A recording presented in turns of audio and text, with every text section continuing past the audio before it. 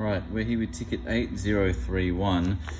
Now this one, there's a bit of a story to it, which we won't get into, but long story short, there were a few standard regulation things which were incorrect with this clarinet. Our EB, I'll get this up here so you can see, our EB regulation was wrong.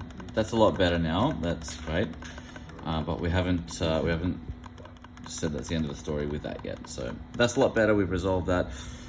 And our bridge regulation was incorrect. That's been fixed up now, so we get our long B flat.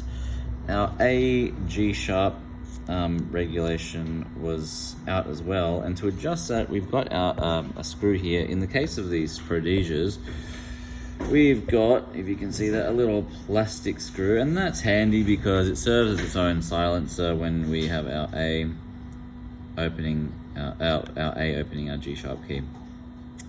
Now, the reason I did those three things first was because I thought we might be able to do a quick fix on this one. Like I said, there's a bit of a story to it which we won't get into, but as the case is, we fixed everything up there. I was giving it a play and it just wasn't feeling 100% when I was playing it. So I've put it on the mag machine here, you can see here. So this machine's pumping air down this tube into our instrument. Obviously it's just, at the moment, it's all spilling out our tone holes here. You can see I've plugged the bottom with the bung there. So this is really interesting because if I, let me switch camera hands.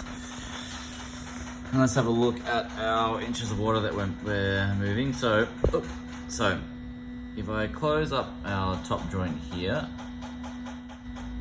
you can see that's not right. We should be making a really perfect seal there. Now what I'm going to do is try and balance everything here.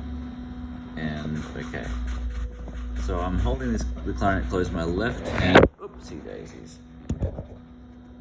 And I'm just going to press against the G sharp key. Look at that. So I've added some pressure to our G sharp key and all the way down it goes. So I think that when this was looked at last, someone's had a bit of an issue with this tenon, this regulating screw here on the G sharp, because it is quite stuck. I really had to clear out the screwdriver slot to back it out a bit. But there's an issue going on with our G sharp key here, which is not sealing correctly, even though you can see there's a bit of double play, which we like, a tiny little bit of double play here, so the A moves just a fraction before we open the G sharp. Even with that done, we've got a big leak going on with our G sharp, and obviously a leak at the top of the instrument like this is going to affect the whole instrument. So we're going to change this G sharp pad because I feel like this G sharp key has been bent. Someone's tried to regulate that and not been successful because of how rough the screw is, and the key is bent. That's just me speculating. Yeah, that's my hypothesis. So we'll change that pad, reinstall it, and then we'll give you another look at the mag machine when that's done.